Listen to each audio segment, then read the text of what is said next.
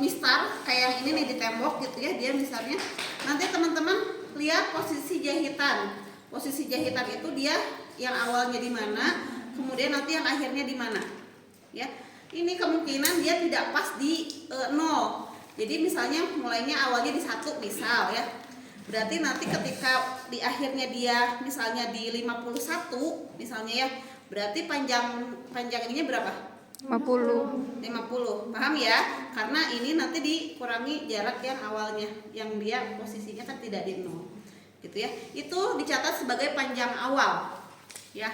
Kemudian nanti setelah itu akan diberikan beban seberat 1800 gram atau 1,8 kilo. Ya. Kemudian setelah itu kalian beri beban selama 5 detik. 5 detik nanti dilepas. 5 detik nanti dilepas. Jadi untuk yang 5 detik ini diujikan sebanyak 3 kali. Ya. Lalu yang keempatnya diberi beban selama 10 detik. Nanti diukur langsung panjangnya. Jadi panjangnya kemungkinan akan lebih dari penggaris itu. Jadi nanti harus ada penggaris tambahan. Ya, jadi makanya saya bilang harus kerja tim. Yang satu ada yang nyatet mengukur waktunya, kemudian lihat ukurannya, mungkin ada yang catat hasilnya juga seperti itu. Nah, itu pada saat udah 5 dikasih beban, terus 10 dikasih beban lalu diukur. Lalu setelah 10 detik dan dicatat, lalu dilepaskan.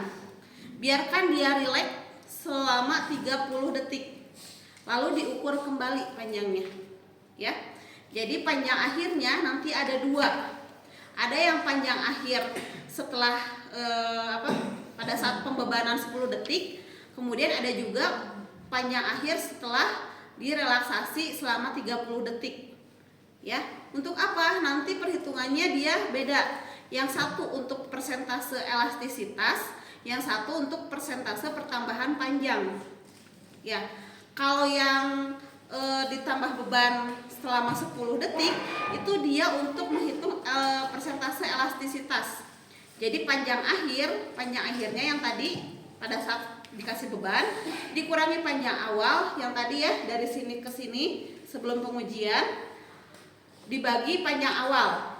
Jadi panjang akhir dikurangi panjang awal dibagi panjang awal dikali 100%. Itu yang persen elastisitas. Kemudian nanti dihitung juga persentase pertambahan panjang.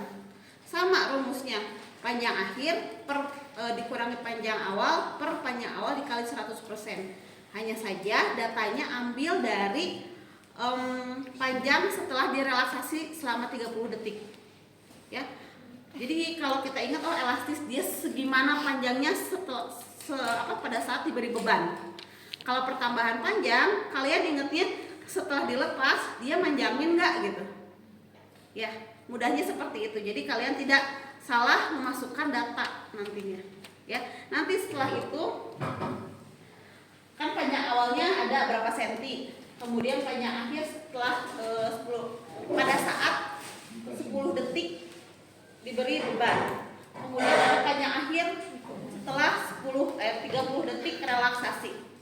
Lalu nanti ada perhitungannya, nanti dimasukkan ke dalam data. Ini nanti ke pinggirnya aja karena tidak cukup. Nanti ada data persentase elastisitas dan pertambahan panjang. Ini berupa tabel, tapi berupa perhitungannya tetap harus kalian hitung. Supaya apa? Supaya kami bisa melihat data kalian betul nggak sumber datanya. Kemudian cara perhitungannya betul nggak, gitu ya. Nanti untuk prakteknya sama Pak Cip silahkan sebagian pindah ke sana, mungkin sebagian masih di sini karena untuk yang pengujian kancing, ya. Jadi kita punya waktu 1 minggu lagi sebelum UTS. Kami harapkan minggu depan itu sudah selesai semua pengujian termasuk perhitungannya, ya. Mudah-mudahan ada waktu lebih, kita masih bisa responsi, gitu ya. Jadi dimaksimalkan dulu hari ini. Ada yang di sini, ada yang di sana. Kalau misalnya masih bisa rolling, mah enggak. Kalau enggak berarti kita lanjut di minggu depan, gitu ya.